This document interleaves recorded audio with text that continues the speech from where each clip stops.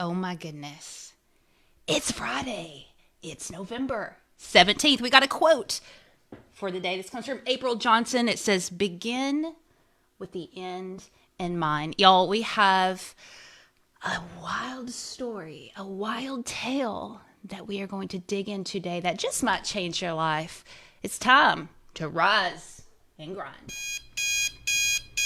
Good morning and welcome to Rise and Grind Live. Unlock your full potential with the power of daily motivation, education, inspiration with your host, Glenn Lundy, a husband to one, father to eight, global motivational speaker, and the author of The Morning Five.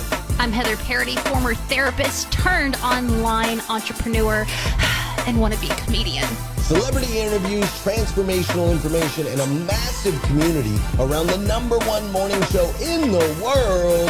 It's 5:30 a.m. and it's time to rise and grind.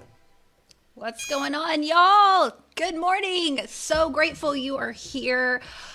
It's Friday. It's Friday. This is when the world gets happy, to get excited because the weekend is right around the corner, but not us, man. I love the week. So I was a little sad. So I'm like, the end of the week already? Where did it go?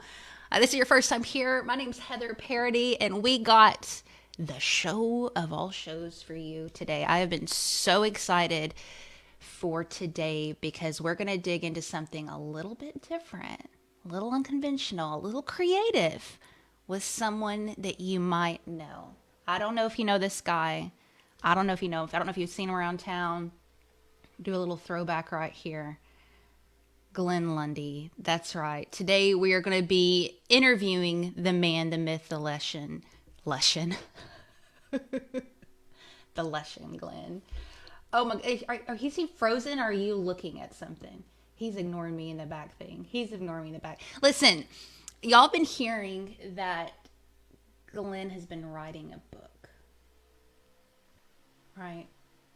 Now, that doesn't to me sound like something that is abnormal that Glenn would do. It sounds like that Glenn would write a book. He's the type of dude that has some things to say. But when he called me a few months ago and said the kind of book that he was going to write, I was shocked and excited, thrilled for the type of book that he was going to write. Sometimes I forget that Glenn doesn't just host this show. That's how I know him, is the rise and grind dude. The guy gets up really early in the morning with insane energy and instinct to talk with proficiency at 5:30 a.m. But he's also a speaker, a trainer. He runs a very successful business, leads a huge team. And I know he's wanting me to shut up so I can get him in here so we can interview him about this book. But I wanted to show you a little bit of the other side of Glenn Lundy that a lot of us rise and grind people don't get to see. Is most dealers are one or two small tweaks away from being able to grow 800%. Talk to any dealer in America, probably around the world, and ask them if there's more there in their store. Every single one of them would say yes, right? They feel like there's more there, but they don't always necessarily know how do we get that extra squeeze out of the limit. Find is most dealers are one or two small tweaks. All right, I'm going to bring him in, see if we even have anything going. He's saying we're not even live. It says I'm live, Lundy. It says I'm live. Let me check it here. Yeah, Can I you hear think me, that, sir? hold on.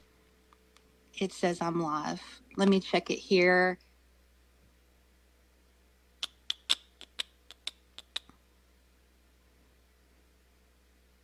Let me check in. Did you find a live in Clubhouse? It's like the end of the week already. Where did it go? This is your first time here. My name's Heather. Mary Lynn, you were able to find the live? Let me check in. Did you find a live in Clubhouse? It's like the end of the week Mary already. Lynn, did you find a live in We're Clubhouse? live. Raymond Streaming. Says we're live. And are you guys getting an echo from Heather or no? Yes, sir. We are streaming. Are you getting an echo from Heather? Are you guys getting an echo from Heather or no? Yes, sir. We are streaming. Are you getting an echo from Heather? Ramon just sent me a text and says we're live. Getting an echo from Heather or no? It's a full repeat of the whole thing. Yeah, it's looping. So apparently we're live. We are live. Sweet. I can't find it in my Facebook, but that's fine. Someone will send me a link or tag me. We are live, but the audio is looping. So it's That's so like full on interesting. echo. Okay, so jump out, stop the live, y'all. I don't know. Can you find it so that we can get comments from them? It says it's live, but I don't see the video. It's so weird. It says live like that. See? I know. And I But it doesn't have the cannot find it video. in my feed anywhere. Like I cannot. This is the problem. Like this Facebook will hide it. It's even hiding it from us. It's hiding it from us. How do I get a link? Man, I was queuing you Somebody up tag me? too. I was Maybe somebody ready. can tag I me. was getting excited. This is so crazy. Okay, let's see. Okay, so somebody tagged me, so I was able to pull it Here now. we are. But it's not on the Okay, feed. now let's see. Now let me listen to the audio. I just want you to talk for just a second. Testing 1, 2. My name is Heather Parady, and I'm here to interview Glenn Lundy about an incredible book. You An sound incredible awesome book. on Facebook. So we're good. It's We're live good. and it sounds good. Yeah, I don't know why it's echoing in my headphones, and I don't know why Facebook's hiding it from the rest of the world, But we're but good to roll. yeah, Good to we're roll, ready to right? roll. I'll just Okay, deal well, with this I'm kicking echo you out in of my here ear. again. Listen. This is part of having a live show. But this guy right here has been not only insanely dedicated to show up for freaking years, hundreds of episodes at 5:30 a.m. If this is your first time here, this ain't new. This is a thing. This is a thing. But also to training dealers all across America on how to run successful teams, reach their goals, and honestly change their lives. And this book is so fun and creative. I'm not in the car industry at all, and I thoroughly enjoyed going through this because the principles that he shares in this book and through this story is human. It's human, right? So, Glenn Lundy, we've wasted enough time with my crazy tech issues, but I am freaking honored to get to interview about this book, this story, and dig not only into your creative process of writing it, but also to just the principles that are in it that we can all learn from. So, sir, tell me a little bit about why in the world, in a business, personal development world that we're in, you're like, you know what? I'm going to make up a story instead. Well, I thought it was important that,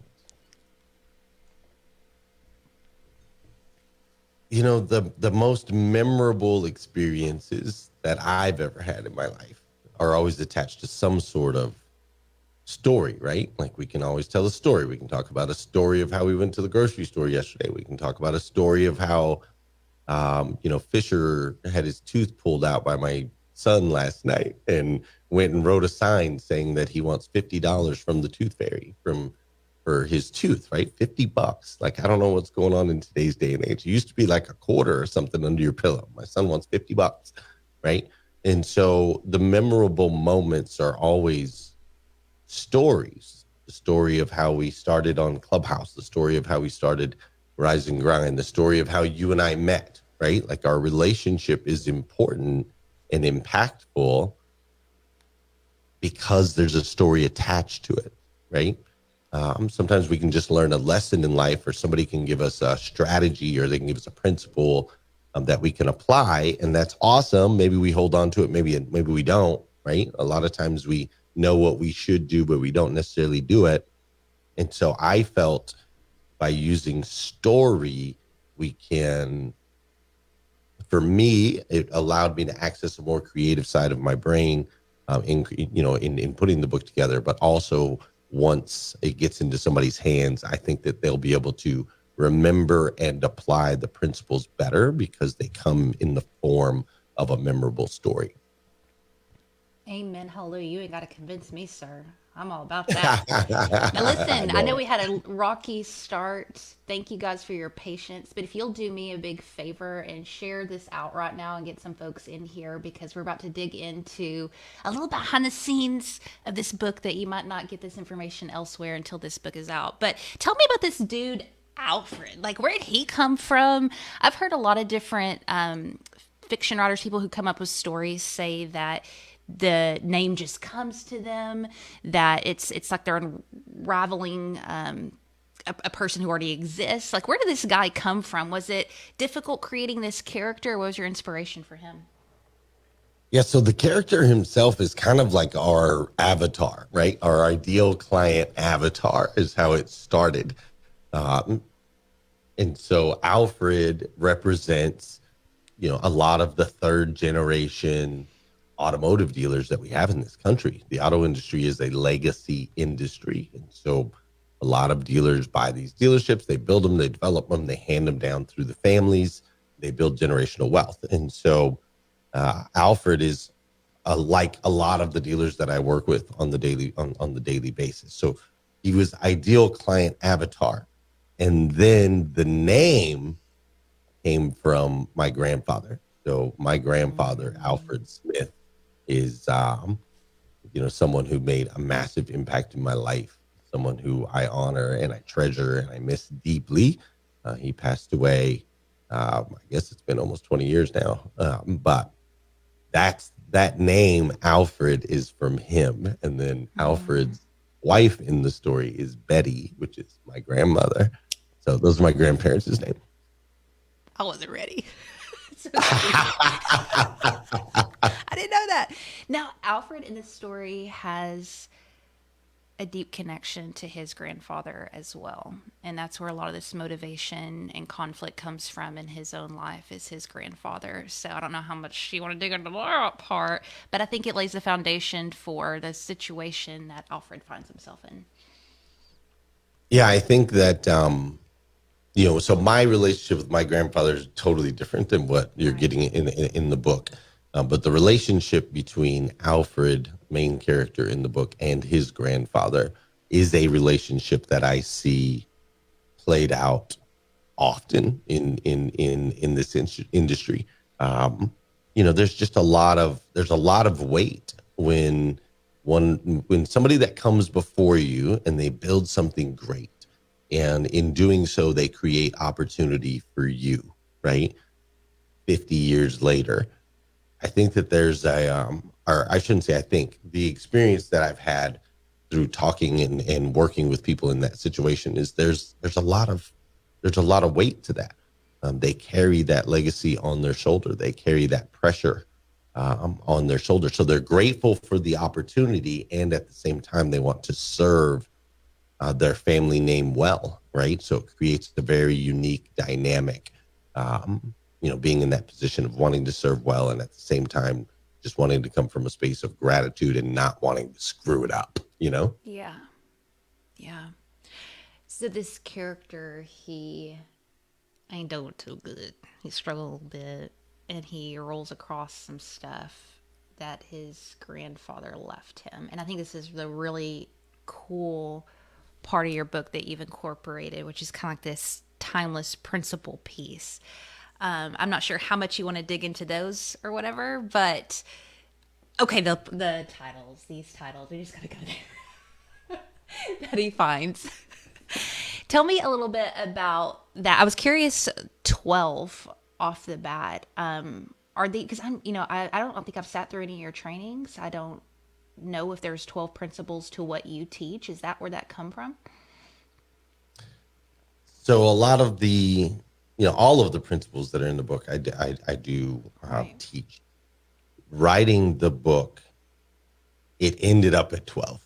Like, the number was not, it wasn't, oh, there's 12 principles. It was just these are the 12 that stood out, right? These are the ones that are consistent across all of our training, all of our consulting, and also consistent across all of the successful businesses that I've had the opportunity to be a part of. And so there could have been 15, there could have been, six, Yeah. it could have been a shorter book, it could have been a longer book. But ultimately, these 12 were the ones that ended up finding their place in the story in a way that fit and could be delivered and be impactful. Which one of those are the hardest for you personally to convince people of? There's a couple. The 8531 formula is very challenging, right? Getting leaders to take full responsibility for the success of the people that they lead can be a challenge. Often people say, I just wish people would do what they say they're going to do. Why can't they think like me? Why don't they walk like me? Why don't they talk like me? Why aren't they as driven as me? Why don't they perform like I perform?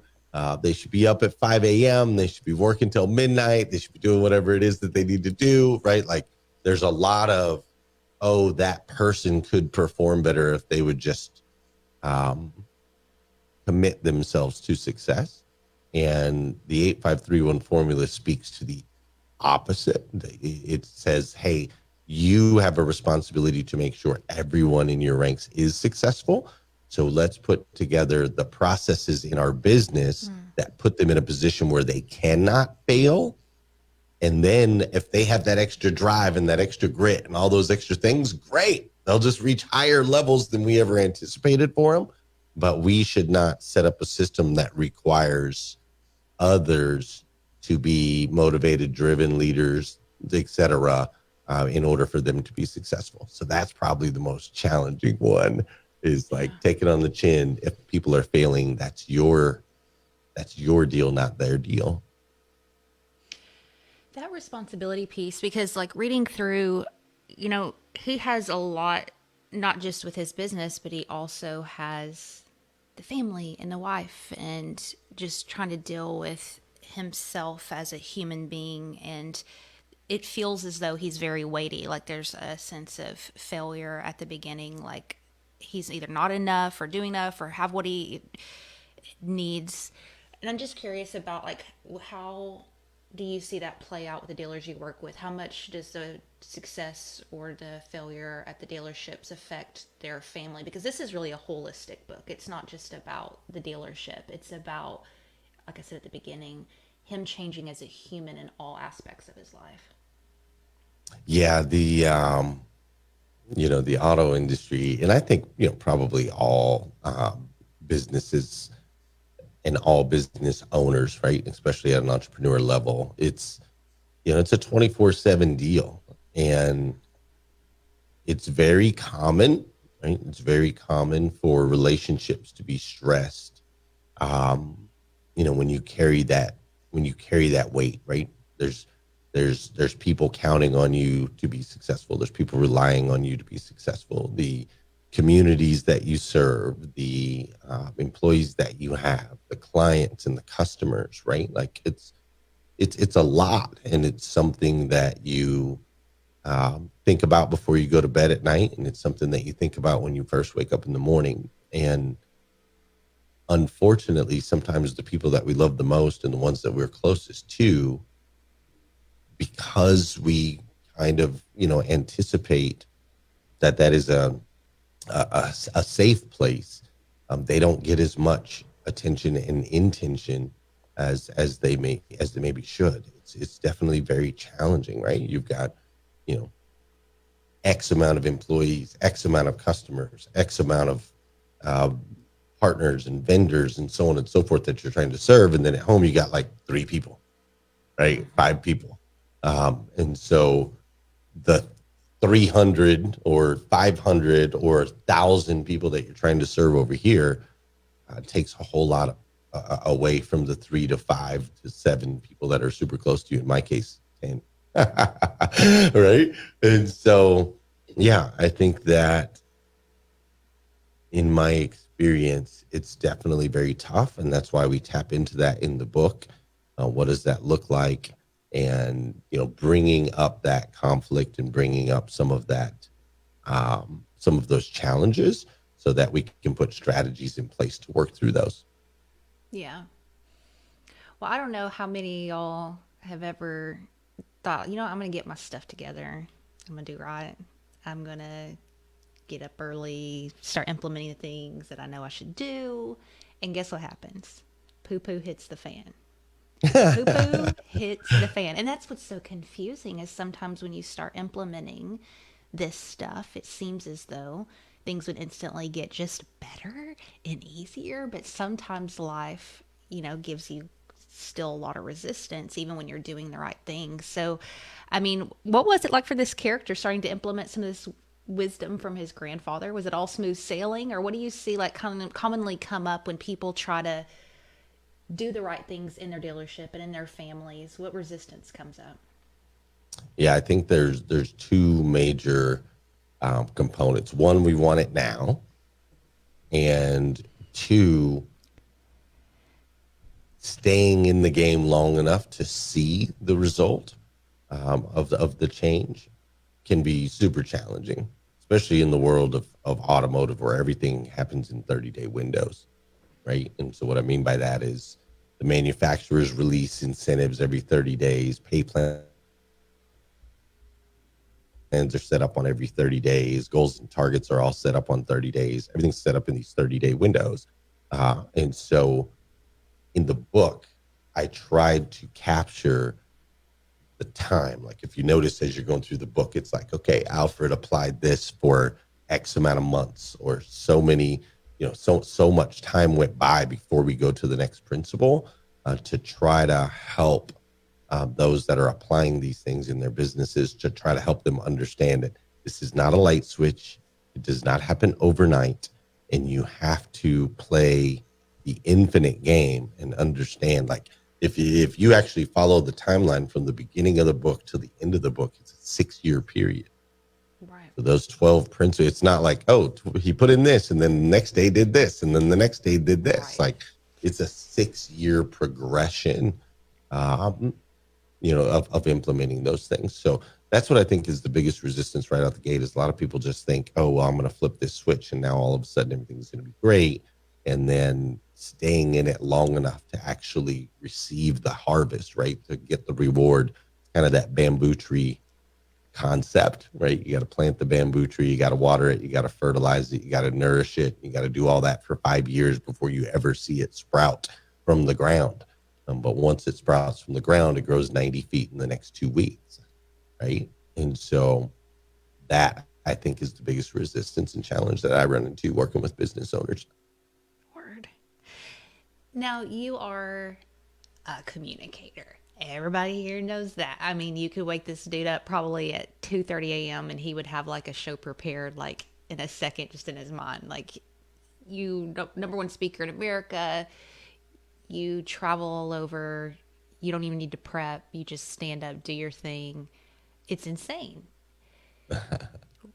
Going into a story in a creative world, I'm curious what was maybe not challenge is the word, but something you haven't really faced yet before in communication that you either had to move past or learn. What was something that kind of stood out? Because again, I know you could write just a straight personal development, leadership, business book probably in your sleep. Going into this dude's story with his wife and the relationships, the dealership and his grandfather and all that, what was that like for you? Yeah, so I had to slow down and understand. Yeah, it was crazy. I had to really slow down and understand that this thing was going to develop over time. The first couple chapters were super challenging because I just wanted to get to the end. I'm like, dude, just like, come on, it's this, that. Like, let's go. Like, I just really wanted to get to the end. So I'm like, I'm 2,000, 3,000 words in. I know that this is going to be a 40,000 word plus book. And I'm like, and so it was super hard to slow down and let it develop. Right. And I remember specifically, I sent you that early draft and you were like, it feels like there's two authors. You mentioned that to me in early feedback in the early draft. You said, it feels like there's two authors. And that's because those first 3 chapters were like me pounding my head against the wall, trying to slow it down and really develop it. And once I finally kind of hit a groove, then chapter 4, 5, 6, 7, 8 through 19, we were in a whole different world. It was almost like the marathon training stuff, right? Like when I first started the marathon training stuff, it's like, I just want to get to the end. And then you start to realize, like, dude, you gotta prepare and take your time and make sure that this really develops. You can't run, 19 miles on day one of marathon training. It just doesn't work. It's a 4 or 5 month process to get there. And so that was the most challenging part is I'm like, golly, I just want to get to the end. And then I found some magic 3-4 chapters in and realized, oh man, I don't want to get to the end because this is developing me. It's growing me. Tell me more. Where did that come from? Was it just time? Was it just like pounding at it? Like eventually you just kind of got like that runner's high? Was that what you're talking about?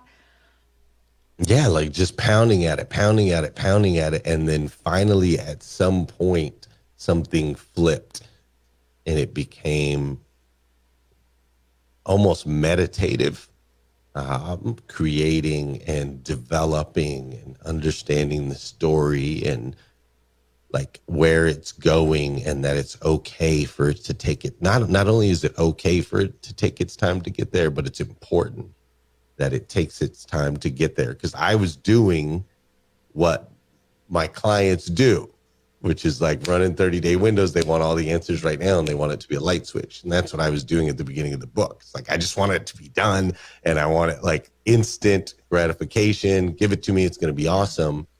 But definitely that shifted. And then we went back and fixed the first 3 chapters with developing the story and creating those characters better and so on and so forth. But it was an interesting process for sure.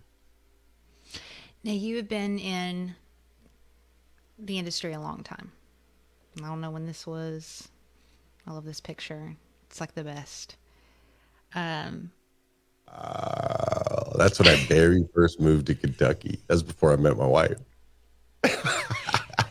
Y'all, it was a good time going through that album.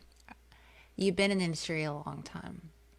I was curious getting to know this dude in this story and really digging in deep to his psychology and why he found himself in the place that he did and going through the process of change over 6 years. What did you learn about the industry or the dealers you work with, maybe even yourself, through the process of Alfred?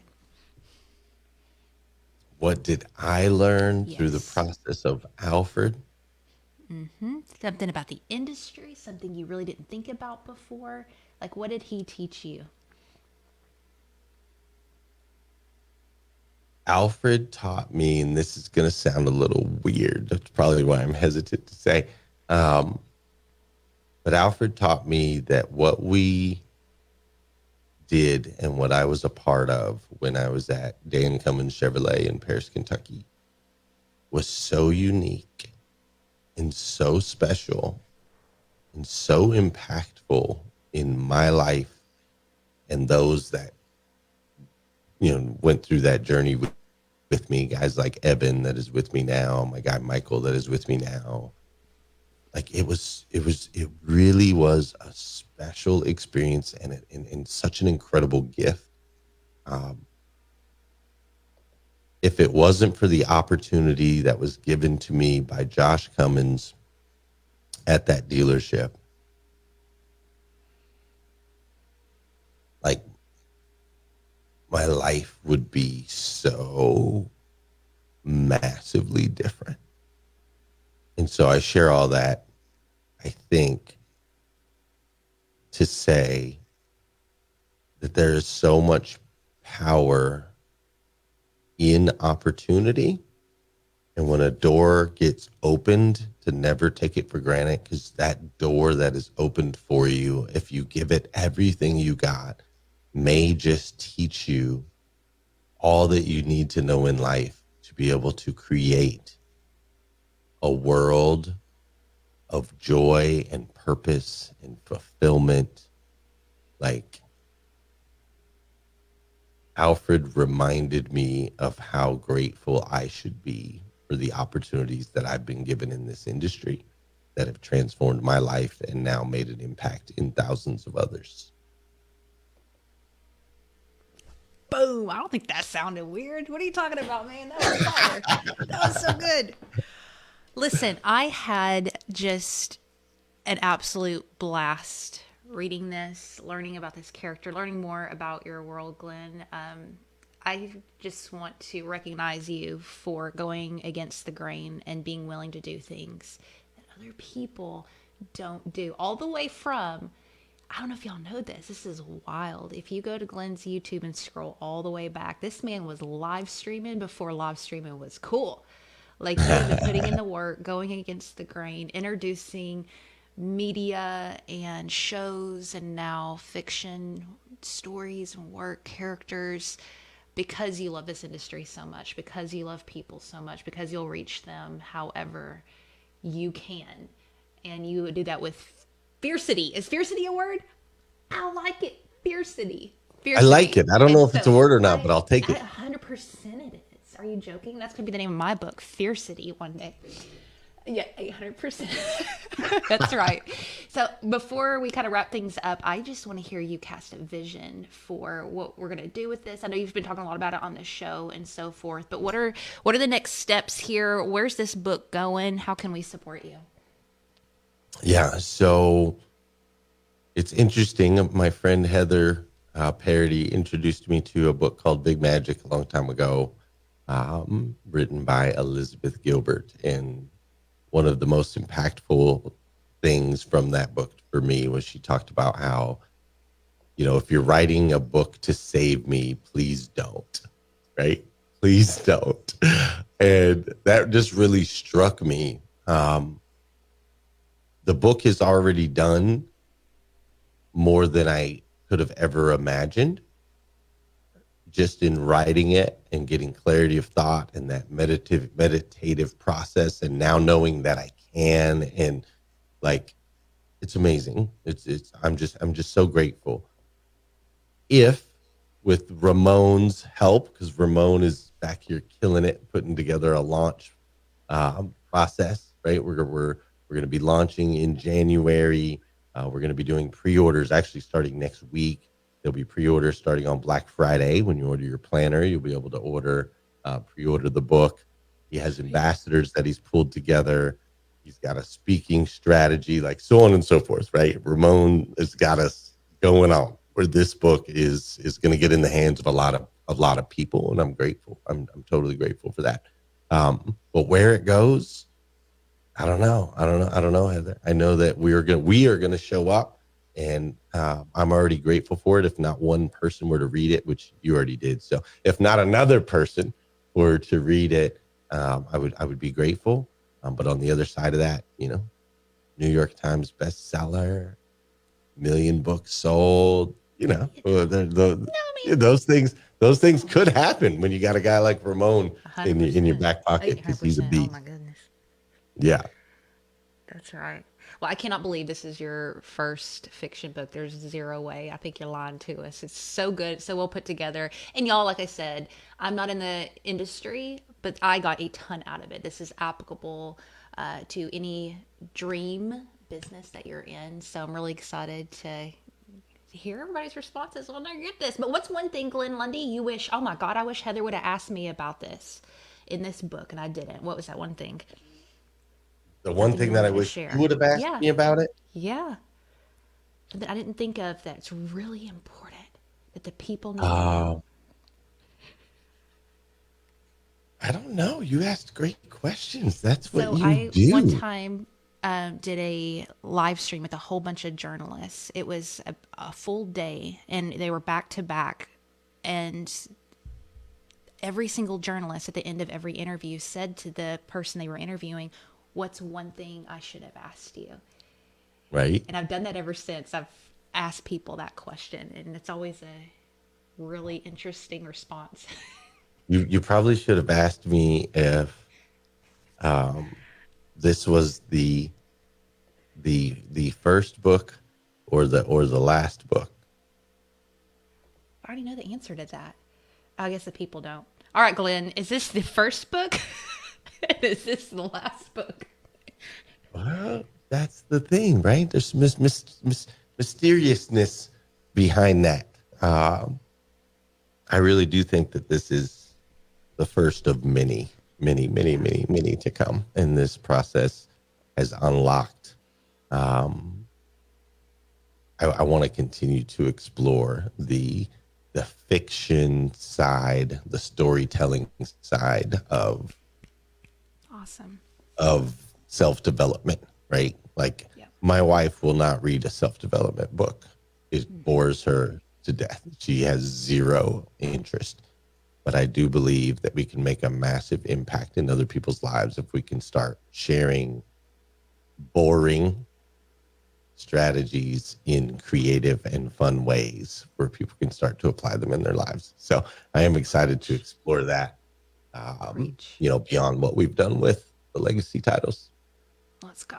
Let's go. All right, y'all. I know we're super over, but I ain't going to apologize because this was awesome. Any next steps for them? I guess people can. Where's a link? Isn't there? People can sign up to be an Yeah, they can ambassador. text if they want to text the word legacy to 859-208-2351. 859-208-2351.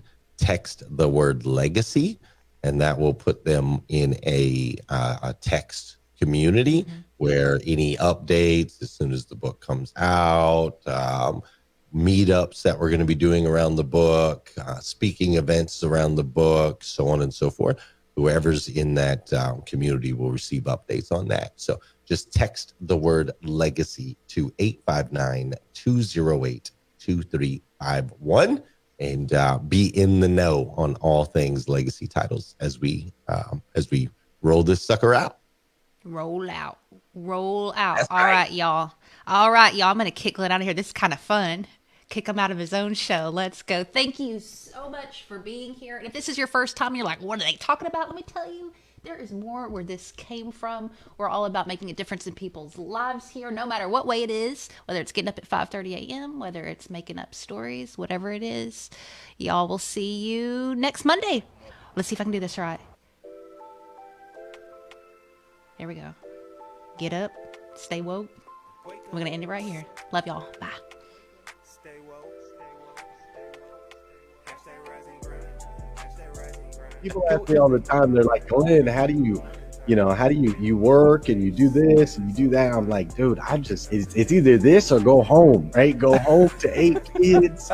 It's a lot more work. It's much easier to run a couple businesses and an online show than it is to do what my wife has to do, man. I can't believe it. It's most dealers are one or two small tweaks away from being able to grow 800%. Talk to any dealer in America, probably around the world, and ask them if there's more there in their store. Every single one of them would say yes, right? They feel like are you? I'm a husband to 1 and a father to 8. My dad is black, my mom is white. But growing up in the middle, I had an issue because I couldn't figure out my identity. My skin was too dark to be considered white. It was too light to be considered black. I had no idea who I was. So I became a chameleon. When I was with black people, I was black. When I was with white people, I was white. When I was with cowboys, I was a cowboy. When I was with gangsters, I was a gangster. I was everything on the outside for everyone else because I had no idea who I was on the inside.